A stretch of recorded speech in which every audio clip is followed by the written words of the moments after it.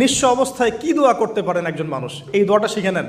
ইনশাআল্লাহ আপনার জীবনের সমস্ত সংকট কেটে যাবে ইনশাআল্লাহ। আমি নিজেও এই দোয়াটা বেশি বেশি করার চেষ্টা করি।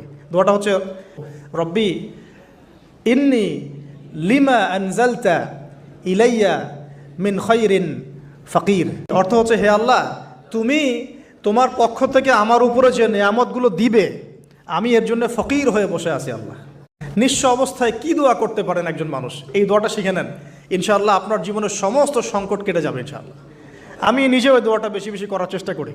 দোয়াটা হচ্ছে, রব্বি ইন্নি লিমা আনজালতা ইলাইয়া মিন খায়রিন ফাকির।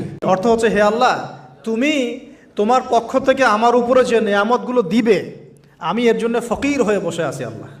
নিঃস্ব অবস্থায় কি দোয়া করতে পারেন একজন মানুষ, এই দোয়াটা শিখে নেন। ইনশাআল্লাহ আপনার জীবনের সমস্ত সংকট কেটে যাবে ইনশাআল্লাহ। আমি নিজেও এই দোয়াটা